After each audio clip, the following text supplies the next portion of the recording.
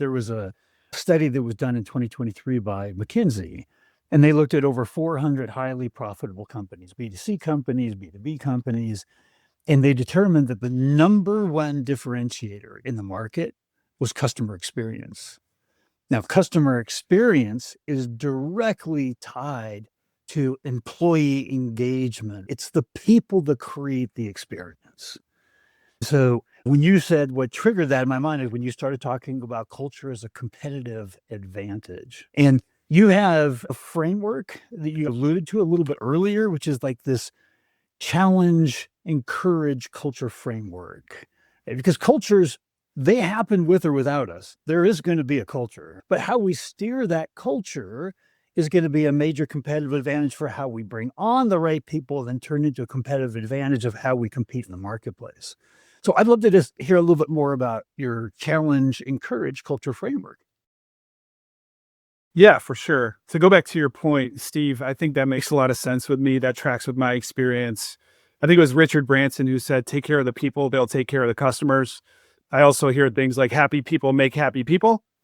Same kind of deal. If your employees are engaged and they feel empowered and encouraged and challenged, they're going to pass that on, that attitude, that disposition to your customers, and your customers are going to feel it. That type of stuff is contagious. There's no question about it. But in terms of the framework, the challenge and encourage framework that we talked about, I think successful cultures have both. You have to be able to challenge your folks to get outside their comfort zone and to stretch and to develop themselves from a professional perspective, but you also have to encourage them at the same time. If you think about challenging people without encouragement, that creates probably a culture where folks feel constantly like they're failing. They're trying new things and they're just falling down all the time, and there's nobody there to help them, to pick them up, to encourage them to get back on the horse, so to speak. If you take the challenge away and then all you do is encourage your folks, then you have probably a culture of complacency where nobody's really stepping outside their comfort zone or trying to accomplish anything that they feel is a challenge. So in my opinion, in my experience, you've got to have both of those things. The analogy that comes to mind right now is you have kids, Steve, correct? Yes. Yeah, I got some too. So I think about teaching my kids how to ride a bike, honestly. If you want a mental picture of what that looks like in terms of challenging people and encouraging them, that's what it looks like. When you're holding on to that seat and you're helping them do something that they're uncomfortable with for the first time, but then eventually you got to let that seat go and you got to cheer them along and hope that they make it. A lot of times they don't and they fall down, and you got to run over there and pick it back up and tell them, hey, look, you almost did it. You're going to do it next time. It's okay. Let's try again. I'm behind you. I got your back.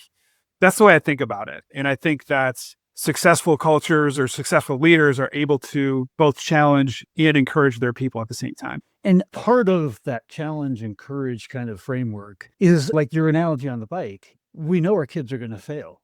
We know they're going to stumble. We know they're going to fall. But we want to encourage them to get out and try, knowing they're going to fail, knowing that's an important part of the learning process, and ultimately being successful. So does that part of the model come into the challenge, like encouraging people to try and fail as well, and acknowledging that that's a part of business and succeeding?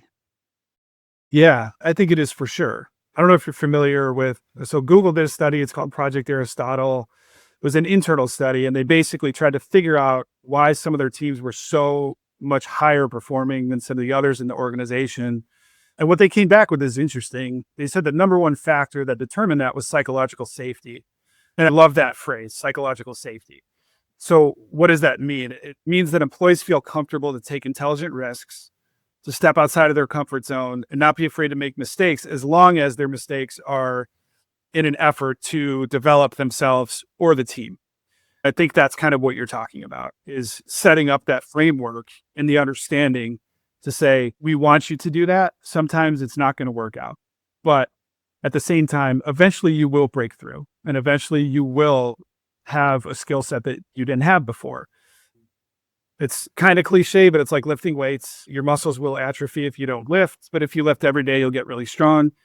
It's the same kind of deal. Like, we're going to encourage our folks to lift in this particular area, whether it be public speaking, contract negotiations, whatever. But the more you do it, the better you'll get at it. And eventually you'll be able to hone that skill set as long as you have a leader who is encouraging you along the way and sympathetic to the fact that we're going to fall off the bike a few times and that's okay.